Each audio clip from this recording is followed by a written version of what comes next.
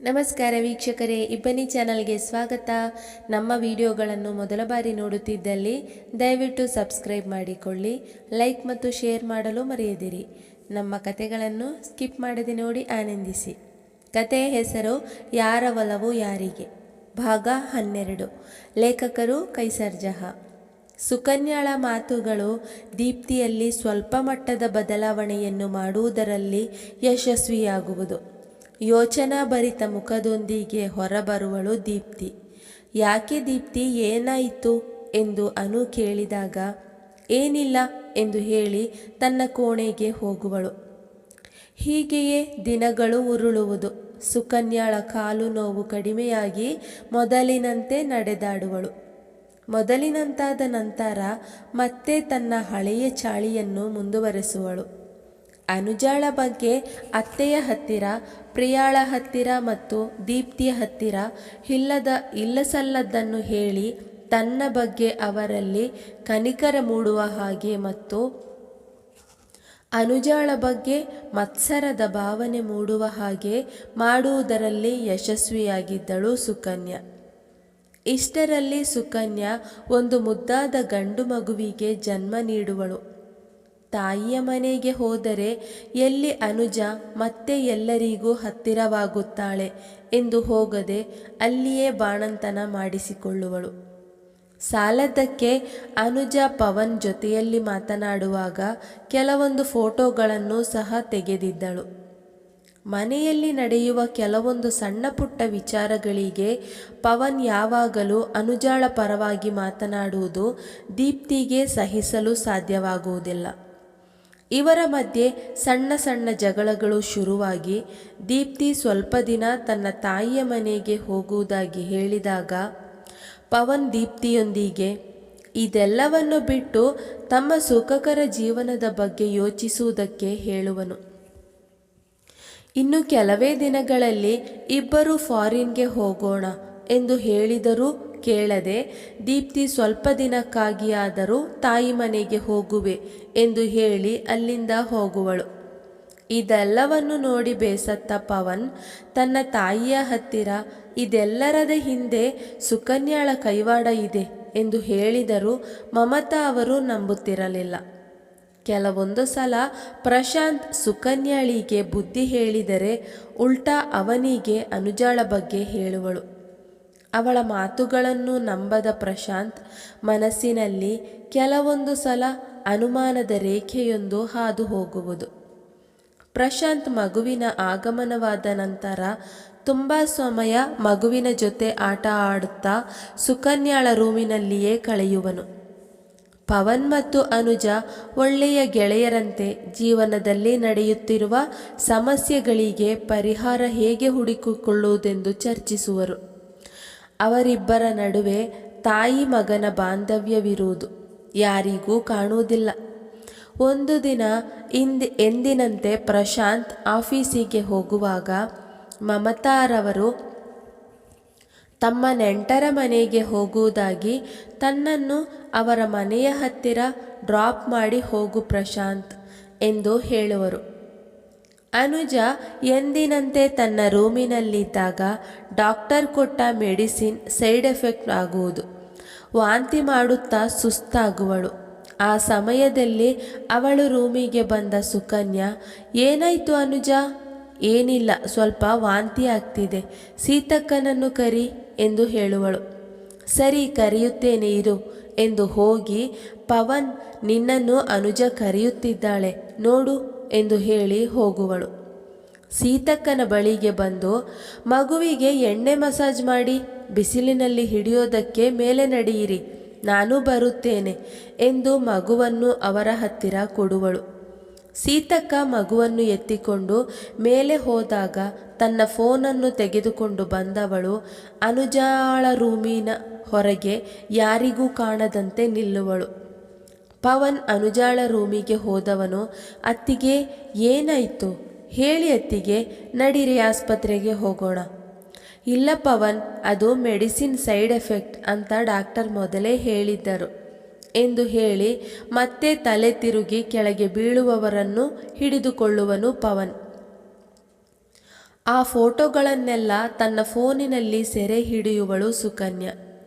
ಅವಳನ್ನು ನೋಡಿದ ಪವನ್, ಯಾಕೆ ಅಲ್ಲೇ ನಿಂತಿದ್ದೀರಾ, ಬನ್ನಿ ಇಲ್ಲಿ ಸ್ವಲ್ಪ ಹೆಲ್ಪ್ ಮಾಡಿ ಎಂದು ಕರೆಯುವನು. ಸರಿ ಬಂದೆ ಪವನ್ ಎಂದು ಒಳ ಹೋಗುವಳು. ಇಬ್ಬರು ಸೇರಿ ಅನುಜಾಳನ್ನು ಮಲಗಿಸಿದವರು. ಸ್ವಲ್ಪ ಹೊತ್ತಿನ ನಂತರ ಎಚ್ಚರವಾದ ಅನು ಇಬ್ಬರಿಗೂ ಥ್ಯಾಂಕ್ಸ್ ಹೇಳುವಳು. ಅನುಜಾಳಿಗಾಗಲಿ ಪವನ್ಗಾಗಲಿ ಇದು ಸುಕನ್ಯಾ ತೆಗೆದುಕೊಂಡ ಫೋಟೋಗಳ ಬಗ್ಗೆ ಅರಿವಿರುವುದಿಲ್ಲ. ಇಂದು ನಡೆದ ಈ ಘಟನೆಯಿಂದ ಅನುಜಾಳ ಜೀವನದಲ್ಲಿ ತುಂಬ ಬದಲಾವಣೆ ಎನ್ನುವುದಕ್ಕಿಂತ ಬಿರುಗಾಳಿ ತರುವುದರಲ್ಲಿತ್ತು. ಸಂಜೆ ಮನೆಗೆ ಬಂದ ಪ್ರಶಾಂತ್ಗೆ ಅನುಜ ತನ್ನ ಆರೋಗ್ಯದ ಬಗ್ಗೆ ಹೇಳಿಕೊಳ್ಳುವಳು. ಅವಳ ಆರೋಗ್ಯದ ವಿಷಯವನ್ನು ಕೇಳಿದಾಗ ಪ್ರಶಾಂತ್ ತುಂಬ ಕಾಳಜಿ ವಹಿಸಿ, ನಿನ್ನ ಆರೋಗ್ಯದ ಬಗ್ಗೆ ಗಮನ ಕೊಡು ಅನು, ಸ್ವಲ್ಪ ಯಾರು ಏನು ಬೇಕಾದರೂ ಹೇಳಲಿ, ಮಗು ಆಗುತ್ತೋ ಬಿಡುತ್ತೋ, ನೀನು ಚೆನ್ನಾಗಿರಬೇಕು, ಆರೋಗ್ಯವಾಗಿರಬೇಕು ಅಷ್ಟೇ. ಅವನು ಮಾತುಗಳನ್ನು ಕೇಳಿ, ಅದೆಲ್ಲ ಸರಿ ಪ್ರಶಾಂತ್, ನಾವು ಮಗುಗೆ ಇನ್ನೂ ನಾಮಕರಣ ಮಾಡಿಲ್ಲವಲ್ಲ, ಮಾಡೋಣ, ಗುಡ್ ಐಡಿಯಾ ಅನು. ಏನು ಹೆಸರಿಡೋದು? ಹೆಸರನ್ನು ನಾನು ಹೇಳಿದರೆ ಸರಿ ಬರಲ್ಲ ಪ್ರಶಾಂತ್. ಏನೇ ಆಗಲಿ ಅವಳು ತಾನೇ ಮಗುವಿನ ತಾಯಿ, ಅವಳೇ ಡಿಸೈಡ್ ಮಾಡಲಿ. ಇದಕ್ಕೆ ಅಲ್ವಾ ನನಗೆ ನನ್ನ ಅನು ಮೇಲೆ ಜಾಸ್ತಿ ಪ್ರೀತಿ. ಓಹೋ, ಹಾಗೇನಿಲ್ಲ, ಮಗು ಬಂದ ಮೇಲೆ ನನ್ನನ್ನು ಮರೆತೇ ಬಿಟ್ಟಿದ್ದೀರ ಪ್ರಶಾಂತ್. ಹಾಗೆಲ್ಲ ಅಂದುಕೊಳ್ಳಬೇಡ ಅನು, ನಾನು ಸತ್ತಾಗ ನಿನ್ನನ್ನು ಮರೆಯೋಕೆ ಆಗೋದು. ಏನು ಮಾಡಲಿ, ಫಸ್ಟ್ ಟೈಮ್ ತಂದೆ ಆಗಿದ್ದೀನಲ್ಲ ಎಂದು ಹೇಳಿದಾಗ ಅನುಜಾಳ ಮುಖ ಬಾಡುವುದು. ನನ್ನ ಮಾತಿನ ಅರ್ಥ ಆ ರೀತಿ ಅಲ್ಲ ಅನು.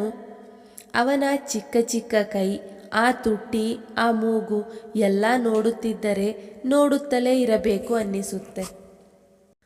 ಸ್ವಲ್ಪ ಹೊತ್ತು ಅಳುವುದು, ಮತ್ತೆ ನಗುವುದು. ಮಲಗಿದ್ದಾಗ ಎಷ್ಟೊಂದು ಮುಗ್ಧತೆ, ಆಹಾ, ಹೇಳೋದಕ್ಕೆ ಆಗಲ್ಲ. ಪ್ರಶಾಂತ್ ತನ್ನ ತಾಯಿ ಮತ್ತು ಸುಕನ್ಯಾಳ ಹತ್ತಿರ ಮಾತನಾಡಿದವನು ಅದ್ಧೂರಿಯಾಗಿ ನಾಮಕರಣ ಶಾಸ್ತ್ರಕ್ಕೆ ಎಲ್ಲ ತಯಾರಿಗಳನ್ನು ಖುದ್ದು ತಾನೇ ನಿಂತು ಮಾಡಿಸುವನು. ತನ್ನ ಮಗನ ಖುಷಿಯನ್ನು ನೋಡಿ ಮಮತಾರವರು ಸಂತಸಪಡುವರು. ಸುಕನ್ಯಾ ಸನತ್ ಎಂದು ಮಗುವಿನ ಹೆಸರನ್ನು ಹೇಳುವಳು. ಆ ಹೆಸರು ಎಲ್ಲರಿಗೂ ತುಂಬ ಹಿಡಿಸುವುದು. ನಾಮಕರಣ ಶಾಸ್ತ್ರಕ್ಕೆ ದೀಪ್ತಿ ತನ್ನ ಅತ್ತಿಗೆಯಾದ ಪ್ರಿಯಾ ಮತ್ತು ಅವಳ ಕುಟುಂಬದ ಜೊತೆ ಬಂದಿರುವಳು. ಅವಳನ್ನು ಕಂಡೊಡನೆ, ದೀಪ್ತಿ ಯಾಕೆ ಮನೆಗೆ ಬರೋದಿಲ್ಲವಾ ಪವನ್ ಕೇಳುವನು. ನಾನು ಅಮ್ಮನ ಮನೆಗೆ ಹೋಗಿ ಎಷ್ಟು ದಿನಗಳಾಗಿದೆ, ನೀವು ನನ್ನ ಕರೆದುಕೊಂಡು ಹೋಗೋಕೆ ಬಂದಿದ್ದೀರಾ ಪವನ್? ಅಲ್ಲ ದೀಪ್ತಿ, ನೀನೇ ಅಲ್ವಾ ಹೇಳಿದ್ದು ಸ್ವಲ್ಪ ದಿನ ಇದ್ದು ಬರ್ತೀನಿ ಅಂತ? ಹೌದು ಹೇಳಿದೆ, ಅದಕ್ಕೆ ನೀವು ಬರಲೇ ಇಲ್ಲ ಅಲ್ವಾ? ಒಂದು ಸಲವಾದರೂ ಮನೆಗೆ ಬಂದು ದೀಪ್ತಿ ಬಾ ಹೋಗೋಣ ಅಂತ ನೀವು ಕರೆದಿದ್ದೀರಾ ಹೇಳಿ? ನನಗೂ ಅಲ್ಲಿ ಇರೋಕೆ ಇಷ್ಟ ಇಲ್ಲ ಪವನ್. ಯಾವ ಹುಡುಗಿ ತಾನೇ ಮದುವೆಯಾದ ಮೇಲೆ ಅಮ್ಮನ ಮನೆಯಲ್ಲಿ ಇರೋಕೆ ಇಷ್ಟಪಡುತ್ತಾಳೆ ಹೇಳಿ? ನನಗೂ ಅತ್ತಿಗೆಯ ಚುಚ್ಚು ಮಾತು ಕೇಳಿ ಕೇಳಿ ಸಾಕಾಗಿದೆ. ಒಂದೇ ಒಂದು ದಿನವಾದರೂ ಕಾಲ್ ಮಾಡಿ ಸರಿಯಾಗಿ ಮಾತನಾಡಿದ್ದೀರಾ? ನಿಮಗೆ ಇಲ್ಲಿ ನಿಮ್ಮ ಅತ್ತಿಗೆಯ ಜೊತೆ ಮಾತಿನಿಂದ ಬಿಡುವು ಸಿಕ್ಕರೆ ತಾನೇ? ಅವರದೇ ಗುಂಗಿನಲ್ಲಿರುವಾಗ ನಮ್ಮನ್ನೆಲ್ಲ ಎಲ್ಲಿ ನೆನಪಿಸಿಕೊಳ್ಳುತ್ತೀರಾ? ಕಾಲ್ ಮಾಡಿದ್ದೀನಲ್ಲ ದೀಪ್ತಿ, ನಾನು ಕಾಲ್ ಮಾಡಿದಾಗ ನೀನು ರಿಸೀವ್ ಮಾಡಲಿಲ್ಲ. ಮತ್ತೆ ಮಾಡ್ತೀಯಾ ಅಂತ ಕಾದೆ, ಆದರೆ ನೀನು ಈ ಕಡೆ ಕಾಲ್ ಮಾಡಲೇ ಇಲ್ಲ. ಓಹೋ ಹೌದು, ಈಗ ಎಲ್ಲ ತಪ್ಪು ನನ್ನದೇ ಅಂತ ಹೇಳಿ. ಹೋಗಲಿ ಬಿಡು, ಈಗ ಅದೆಲ್ಲ ಬೇಡ ದೀಪ್ತಿ. ಈಗ ನಾನೇ ಕರೆಯುತ್ತಿದ್ದೇನೆ, ಬಾ ಮನೆಗೆ. ಸರಿ ಬರ್ತೀನಿ. ನಿಮ್ಮ ಅತ್ತಿಗೆಯ ಜೊತೆ ಸಲುಗೆಯಿಂದ ಇರುವುದನ್ನು ಬಿಡಿ, ಆಗ ನಾನು ಬರುತ್ತೇನೆ. ಏನಾಗಿದೆ ನಿನಗೆ? ತಲೆ ಕೆಟ್ಟವರಂತೆ ಏನೇನೋ ಮಾತನಾಡಬೇಡ ದೀಪ್ತಿ. ನನಗೆ ತಲೆ ಕೆಟ್ಟಿದೆಯಾ? ಏನು ನಿಮ್ಮ ಮಾತಿನ ಅರ್ಥ? ನಾನು ಏನೇನೋ ಮಾತನಾಡ್ತಾ ಇದ್ದೀನಾ? ನಾನು ಮಾತನಾಡಬಾರದು, ಆದರೆ ನೀವು ನಿಮ್ಮ ಅತ್ತಿಗೆಯ ಜೊತೆ ಏನು ಬೇಕಾದರೂ ಮಾತನಾಡಬಹುದು ಎಂದು ವ್ಯಂಗ್ಯವಾಗಿ ಹೇಳುವಳು ದೀಪ್ತಿ. ಛೀ, ಏನು ಮಾತು ಅಂತ ಆಡ್ತಾ ಇದ್ದೀಯ ನೀನು? ನಾಲಿಗೆಯನ್ನು ಬಿಗಿ ಹಿಡಿದು ಮಾತನಾಡು. ಅದು ಬಿಟ್ಟು ಬಾಯಿಗೆ ಏನು ಬರುತ್ತೋ ಅದನ್ನು ಮಾತನಾಡಬೇಡ. ಅತ್ತಿಗೆಯನ್ನು ನಾನು ತಾಯಿಯ ಸಮಾನ ನೋಡುತ್ತಿದ್ದೇನೆ. ಇದೆಲ್ಲ ನಿನಗೆ ಎಲ್ಲಿ ಅರ್ಥ ಆಗುತ್ತೆ ಹೇಳು? ಹೌದು, ನನಗೆ ಅರ್ಥ ಆಗಲ್ಲ ಅಲ್ವಾ? ಸರಿ ಬಿಡಿ, ಡಿವೋರ್ಸ್ ಪೇಪರ್ ಕಳಿಸ್ತೀನಿ, ಸೈನ್ ಮಾಡಿ ಅಷ್ಟೇ ಎಂದು ಹೇಳಿ ಅಲ್ಲಿಂದ ಹೊರಡುವಳು. ಪವನ್ಗೆ ತನ್ನ ಜೀವನದಲ್ಲಿ ಯಾಕೆ ಹೀಗೆಲ್ಲ ನಡೆಯುತ್ತಿದೆ? ಏನು ತಪ್ಪು ಮಾಡಿದ್ದೇನೆ ನಾನು? ಅತ್ತಿಗೆಯನ್ನು ತಾಯಿಯ ಸಮಾನ ನೋಡುತ್ತೀನಿ, ಆದರೆ ಇವರಿಗೆಲ್ಲ ಅರ್ಥವೇ ಆಗುವುದಿಲ್ಲ. ಏನು ಮಾಡುವುದು? ಅತ್ತಿಗೆ ಹತ್ತಿರ ಮಾತನಾಡುತ್ತೇನೆ ಎಂದು ಅನುಜಾಳನ್ನು ಅರಸಿ ಬರುವನು.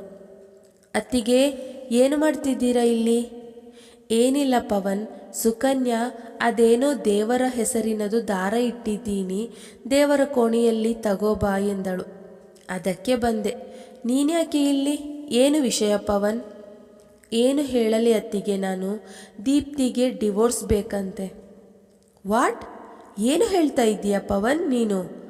ಇನ್ನು ಮದುವೆ ಆಗಿ 1 ವರ್ಷವೂ ಆಗಿಲ್ಲ. ನಿಮ್ಮಿಬ್ಬರ ಮಧ್ಯೆ ಹೊಂದಾಣಿಕೆ ಆಗಿಲ್ಲವೇ? ಹೀಗೆ ದಿಢೀರಾಗಿ ಅವಳಿಗೆ ಡಿವೋರ್ಸ್ ಯಾಕಂತೆ? ಕಾರಣವೇನು? ಮುಂದುವರಿಯುತ್ತದೆ. ಈ ಕಥೆಯ ಮುಂದಿನ ಸಂಚಿಕೆಯನ್ನು ಮುಂದಿನ ವಿಡಿಯೋದಲ್ಲಿ ಹಾಕಲಾಗುವುದು. ನಿಮ್ಮೆಲ್ಲರ ಪ್ರತಿ ಕಾಮೆಂಟ್ ನಮಗೆ ಸ್ಫೂರ್ತಿದಾಯಕ. ಪ್ರಿಯ ವೀಕ್ಷಕರೇ, ನಮ್ಮ ಈ ಕಥೆ ಇಷ್ಟವಾಗಿದೆ ಎಂದು ಭಾವಿಸುತ್ತೇವೆ.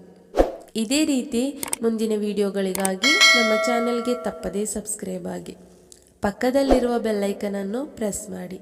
ಧನ್ಯವಾದಗಳು.